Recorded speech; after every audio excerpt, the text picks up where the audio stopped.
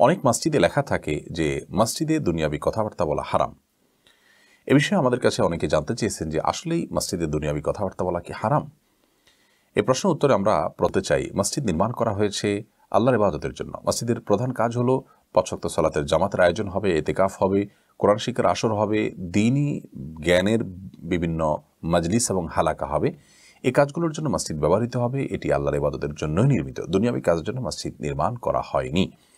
দুনিয়াবি কোনো কাজে প্রত্যক্ষভাবে দুনিয়াবি কাজ হয় এরকম কাজের জন্য মসজিদকে ব্যবহার করা মৌলিকভাবে ইসলামের উদ্দেশ্য লক্ষ্যের বাইরে এবং এটা নাজায়েজ।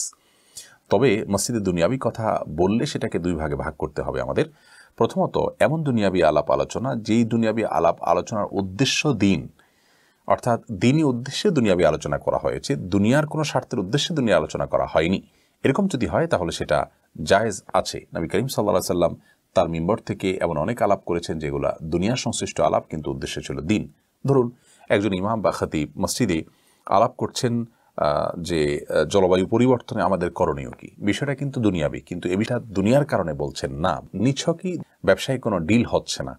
তাহলে এ ধরনের ব্যবসায়িক আলাপ, ধরুন কোনো ব্যবসা বাণিজ্যের ক্ষেত্রে আলাপ হলো, খতিব সাহেব ব্যবসা বা কেউ আলাপ করলেন যে ব্যবসাতে এভাবে করলে সেটা হালাল হবে, ব্যবসা করলে হারাম হবে, এটা আলটিমেটলি দুনিয়াবি বিষয় হলো, কিন্তু এই আলাপ কিন্তু নিষেধ নয়। মসজিদে এরকম দুনিয়াবি আলোচনাগুলো হতে থাকবে। খতিব সাহেবরা সমসাময়িক বিষয়গুলো নিয়ে কোরআন হাদিসের দৃষ্টিকোণ এবং এ বিষয়ে আমাদের করণীয় বর্জনই তারা বলবেন। এরকম দুনিয়াবি আলাপ নিষেধ নয়। মৌলিকভাবে বা মোটা দাগে সব ধরনের দুনিয়াবি আলাপকে মসজিদে নিষিদ্ধ বলার কোনো সুযোগ নেই। মসজিদে যে সমস্ত দুনিয়াবি আলাপ করা নিষিদ্ধ সেটা হলো যেই দুনিয়াবি আলাপটা হয় দুনিয়াবি উদ্দেশ্যে।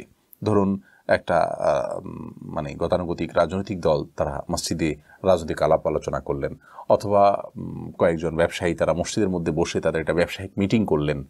এই কাজগুলো নিষিদ্ধ, কিন্তু সেই নিষিদ্ধতা আবার হারাম পর্যায়ে নয়, এটাকে মাকরুহে তাহরিমি বলেছেন ফুকাহায়ে কেরামের বেশিরভাগ। যার কারণে মসজিদে দুনিয়ার স্বার্থ সংশ্লিষ্ট বিষয়গুলো নিয়ে ইচ্ছাকৃতভাবে বসে যদি আলাপ আলোচনা করা হয় তাহলে সেটা মাকরুহ হবে এবং অনুচিত হবে, সেটা অন্যায় হবে, এটা করা উচিত নয়।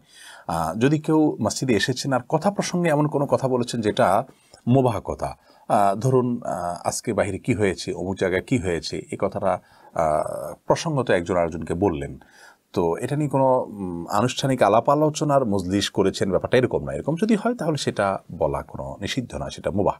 অর্থাৎ এটুকু বললে সেটা গুনাহ হয়ে যাবে এমন নয়।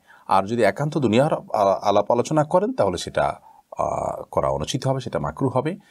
কিন্তু ঢালাওভাবে দুনিয়ার সব আলাপ হারাম এমনটি বলার কোনো কারণ। এ বিষয়ে একটি ভিত্তিহীন হাদিস এর কথা অনেকে বলে থাকেন যে মসজিদে দুনিয়াবি আলাপ করলে তার আমলসমূহ ভস্ম হয়ে যায়, জ্বলে পুড়ে শেষ হয়ে যায়, যেমন আগুন কাঠকে জ্বালিয়ে পুড়িয়ে ভস্ম করে ফেলে, সেরকম। তো এরকম কোনো বর্ণনা আসলে বিশুদ্ধভাবে বর্ণিত হয়নি, সাব্যস্ত হয়নি। মুসনাদে হাকিম একটি বর্ণনা পাওয়া যায়, নবী করিম সাল্লাল্লাহু আলাইহি ওয়াসাল্লাম বলেছেন, একটা সময় আসবে যখন মানুষরা মসজিদে গোল হয়ে বসবে এবং নিছকই দুনিয়াবি স্বার্থ সংশ্লিষ্ট বিষয়ে তারা আলাপ আলোচনা করবে, তোমরা তাদের সাথে বসবে না।